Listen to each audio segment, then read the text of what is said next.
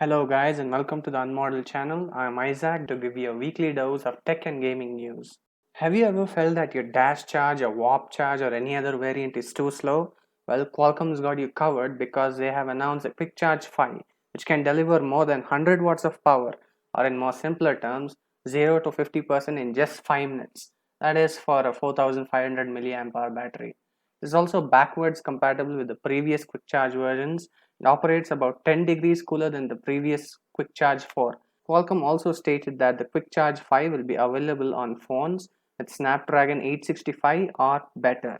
Here's something for the Apple fans. Apple has recently announced that the iPhone 11 will be manufactured in India, more specifically Chennai, so prices might drop, fingers crossed.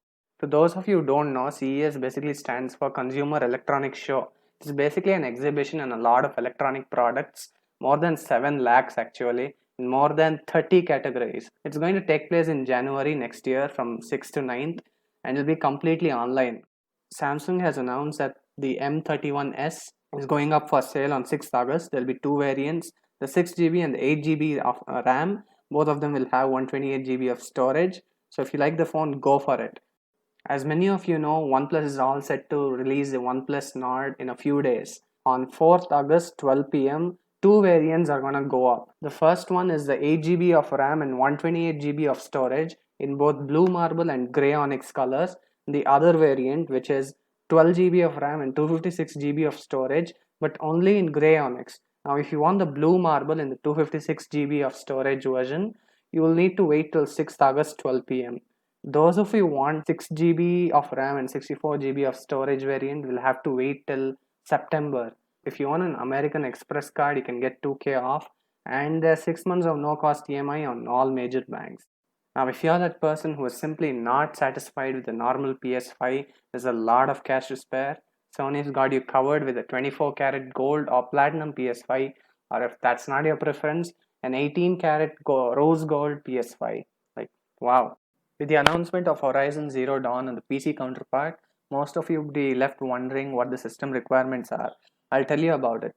First, let's start with the minimum requirements. For the CPU side, you'll need either an i5 2500K or an AMD FX 6300.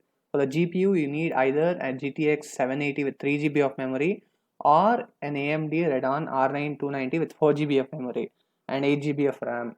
For the recommended specifications, you need an i7 4770K or a Ryzen 5 1500X on the CPU side, and for the GPU you need either a GTX 1060 with 6GB of memory or an AMD Radeon RX 580 with 8GB of memory and 16GB of RAM. Of course, you'll need Windows 10 64-bit and about 100GB of space on your hard disk. So overall, this game is leaning more towards the GPU side. So you need a decent GPU to run this game at a decent frame rate. So the ASUS Zenbook 13 and 14 is coming to India starting from 80K. They both are great ultrabooks with a very long battery life. They both come with an i5 or an i7 10th gen processors, and depending on the variant you purchase, you may or may not get an MX250 2GB GPU. And they both support an SSD only storage, so it'll be pretty fast. The only difference between the two is that the Zenbook 13 has a 13.3-inch display, while the Zenbook 14 has a 14-inch display. The recently leaked phone that looked like the Pixel is going to be launched soon, and it will be called the Pixel 4a. According to the leaks, it will be priced for about $349 or roughly 26,100 rupees for the 6GB RAM and 128GB storage version. However, this is in the US market and it is not known if it will be available in the Indian market. But let's hope it will be available. PC nerds know what DLSS is. It's something that allows you to play with ray tracing enabled without drops in FPS. While there is something called the checkerboard rendering on the PS4, it is quite simple due to the hardware limitations. However, since the PS5 is more like a high-end PC, Sony is looking to bring something similar to the DLSS so PlayStation players can still enjoy the ray tracing without the drops in performance. So that's it for this week. Like, share and subscribe to our channel. And as always, thank you for watching our videos and see you next week.